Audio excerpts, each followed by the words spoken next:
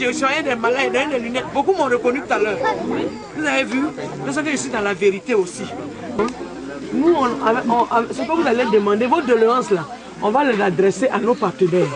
Comme ça, ils vont étudier et puis ils vont voir dans quelle mesure ils peuvent nous aider. Mais ce qui est sûr, là où il y a Jésus là, rien ne peut échouer. Vous comprenez? Moi, j'ai dit, je marche toujours avec le Seigneur. Je ne peux pas vous laisser tomber. Je sais qu'avec vos prières aussi, les partenaires vont faire beaucoup. Moi, ma désolance, c'est que nous sommes ici dans le village. On a des enfants. Nous-mêmes, nous sommes là avec les vieilles. Les problèmes de maladie. La nuit, les enfants ont le corps chaud. On ne sait même pas comment il faut faire la nuit. D'où ma doléance, je vous demande de nous aider. Le problème des médicaments.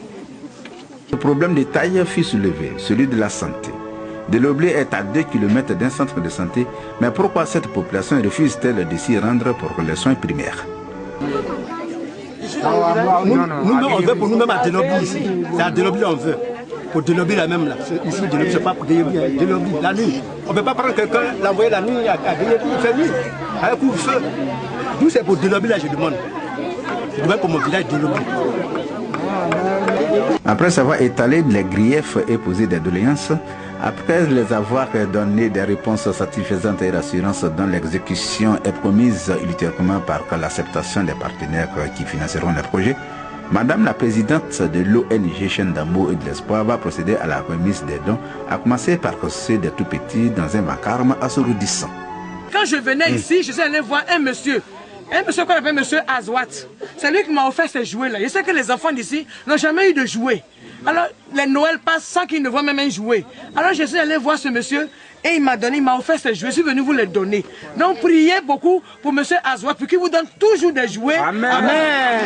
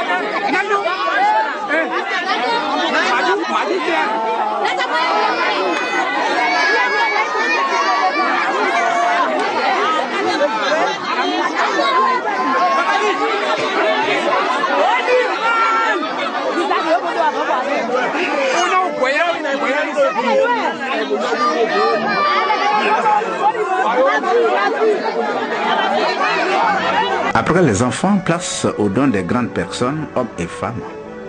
Chacun trouvera quelque chose qui lui sied. Ça ne sera pas facile à Madame Baya et à l'équipage du véhicule transportant les colis qui apportait main forte à la présidente pour contenir les désirs et nécessités d'une population devenue vulnérable du fait de la guerre. Des luttes sont livrées entre femmes et femmes, hommes et hommes, pour arracher ne serait-ce qu'un vêtement.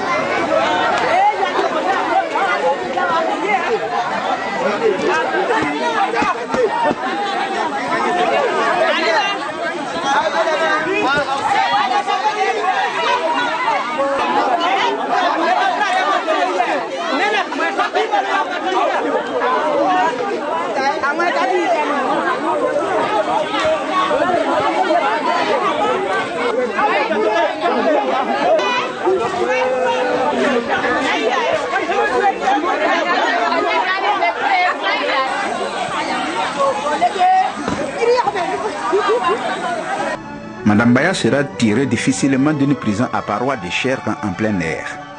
C'est depuis qu'elle a évité de se voir rouiller au sol pour lui arracher ce qu'elle tenait. Depuis aussi que certaines personnes seraient venues aux mains. Un besoin de se vêtir, un besoin d'avoir droit à la nourriture sont la cause de ce déchaînement féroce de l'homme pour obtenir ce qui lui manque le plus.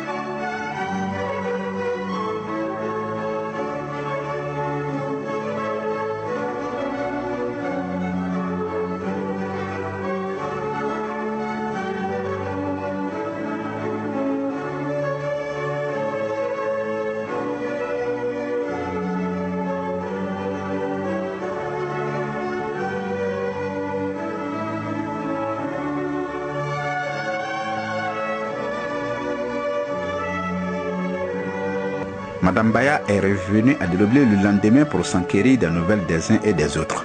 Si une bagarre rangée n'avait pas éclaté entre les villageois après son départ pour Diokwe, où elle a passé la nuit. Elle fut heureuse que tout s'est bien passé.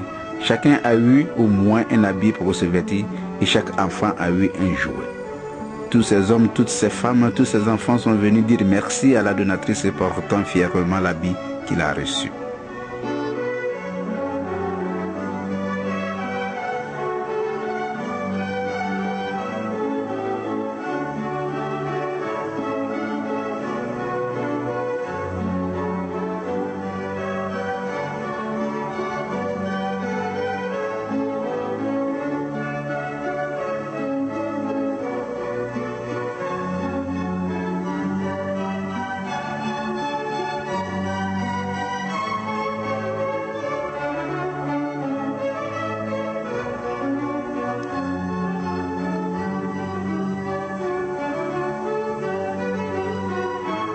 Madame Baya quitte cette population villageoise de Delobli avec une tristesse qu'elle a voulu que celle-ci soit tempérée et qu'on y trouve ces deux choses aimables qui persisteront toujours malgré la ferraille des temps, l'amour et l'espoir.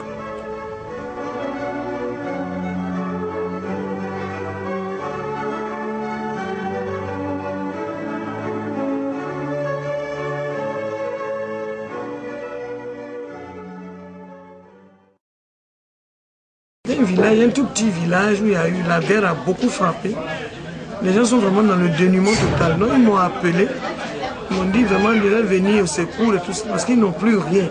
Ils n'ont même plus d'ustensiles, les maisons étaient brûlées, ils n'ont pas de vêtements, ils n'ont rien à manger. Les enfants, alors les orphelins qui ont perdu les deux parents même, traînent là et mangent même dans les poubelles. Il n'y a même plus personne pour s'en occuper, c'est difficile. Ceux même qui devaient les prendre en charge n'ont rien. Alors comment faire pour nourrir ces orphelins-là? J'ai été tellement touché, je suis allé voir des amis, j'ai fait le porte-à-porte, j'ai été chez des gens, demander ceux qui ont des vêtements qui ne portaient plus, ceux qui ont un verre, une bouteille de lait, ou ceux qui ont un morceau de savon, s'ils pouvaient me venir en aide. Bon, les gens se sont mobilisés, m'ont aidé comme ils pouvaient. Bon, moi aussi j'ai fait le complément. Je suis parti à Delobli, c'est à environ 50 km de Djouké. Bon, il n'y a même pas d'eau potable. Bon, les eaux sont souillées, les gens sont malades, tout ça, à force de boire cette eau souillée là. Parce que pendant la crise, il paraît qu'il y a eu des morts dans les villages. Bon, comme où on les a enterrés, on ne sait pas. Ont-ils été jetés dans les puits? Personne n'en sait quelque chose. Donc les associations sont allées là-bas pour mettre des produits pour pouvoir rendre l'eau un peu potable afin que les villages puissent boire cette eau-là. Bon, Delobli, c'est un village vraiment... Oui, les gens ont envie de travailler, mais aujourd'hui, ils ne peuvent même pas aller dans les champs parce qu'on les empêche d'y aller, ils ne peuvent pas se nourrir. Ça me peine énormément parce que moi-même, je n'ai pas assez de moyens. J'essaie de tâtonner un peu, de frapper à gauche, à droite, pour pouvoir leur venir en aide. Ce n'est pas facile pour moi. Les pauvres, comme font partie du plan divin de Dieu, ils sont obligés. On ne peut pas attendre d'être riche à milliards pour pouvoir aider ces pauvres-là.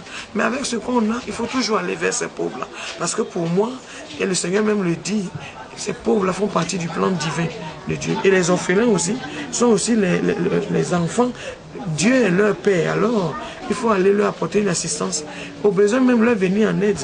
Vous voyez, vraiment, je voulais vraiment dire merci à tous ces donateurs-là qui, un temps, ça peut m'en donner un morceau de savon, une bouteille d'eau de javel, un vêtement, pour pouvoir m'aider à aller, ne serait-ce que donner, permettre à ces personnes de renaître de nouveau. Hein.